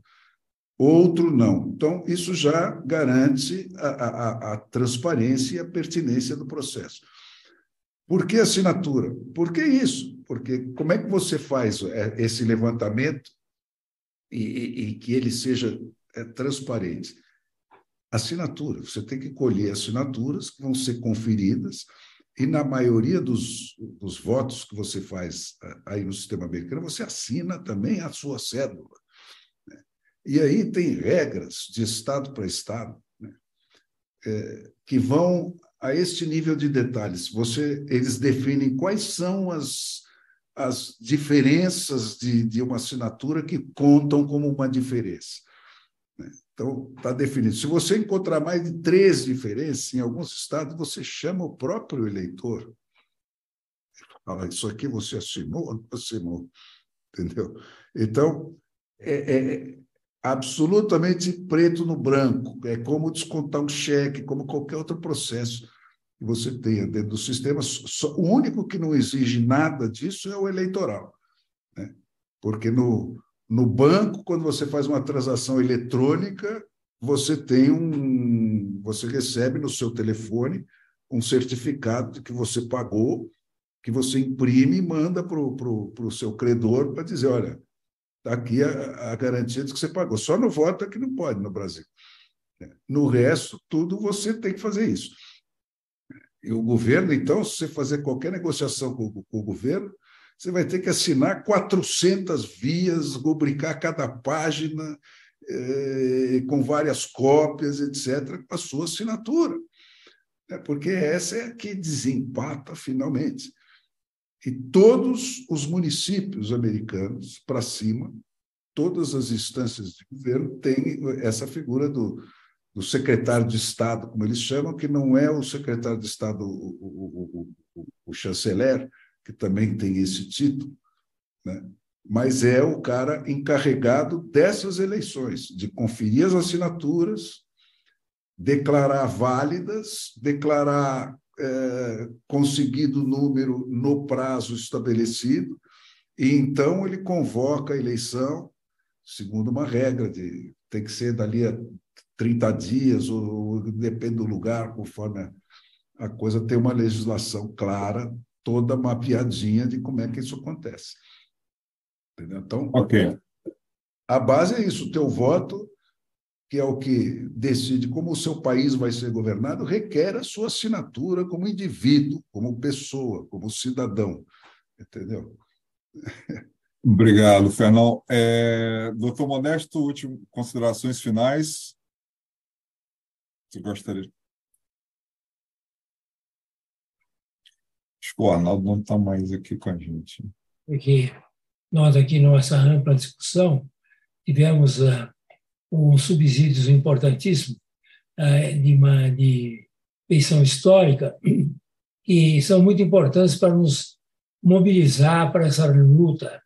Eu insisto nesse ponto, o país em crise, e a nossa crise é uma crise estrutural que vai se deteriorando. Essa crise é uma crise que vai se agudizando cada vez mais. Nós temos que ter propostas concretas. E essas propostas estão aí.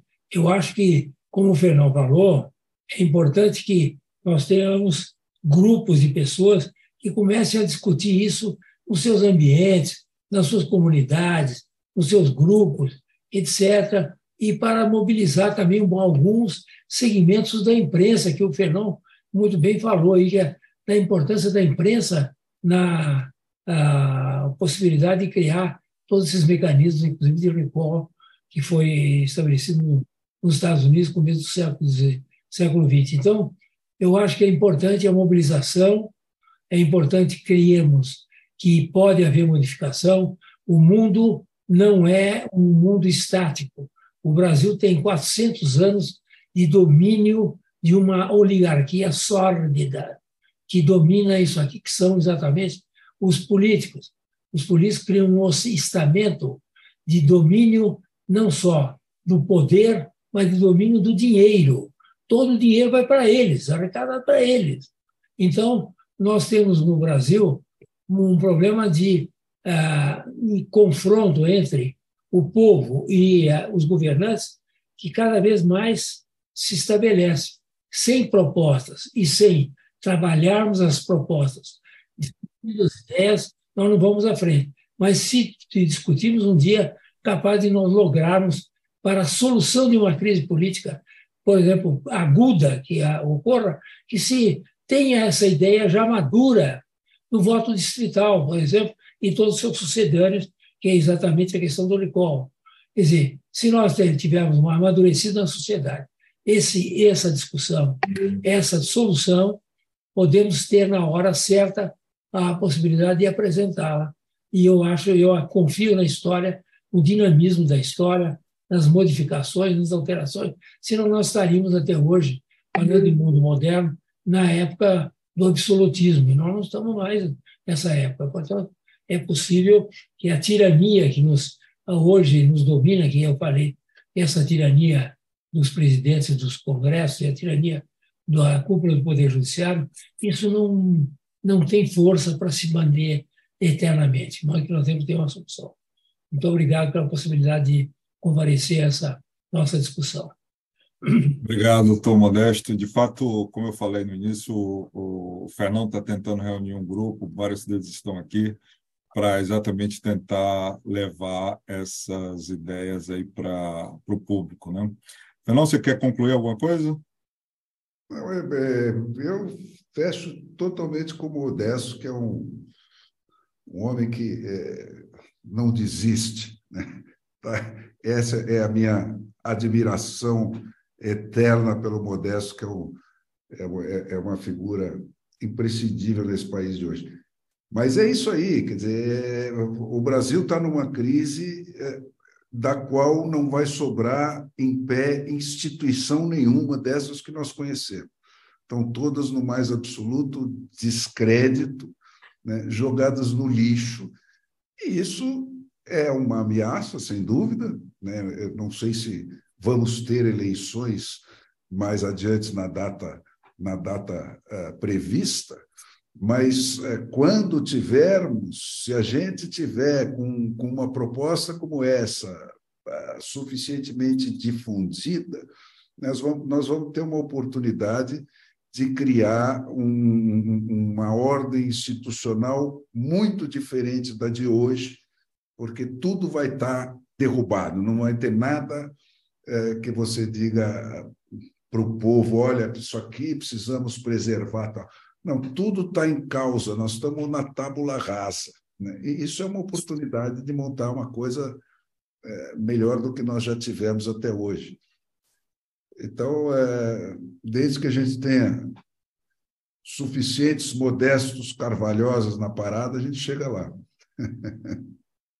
Muito bem. Ok, eu queria agradecer a todos, então, dar uma boa noite e vamos em frente aí para a gente construir um Brasil melhor, né? Obrigado, boa noite a todos. Tchau, tchau.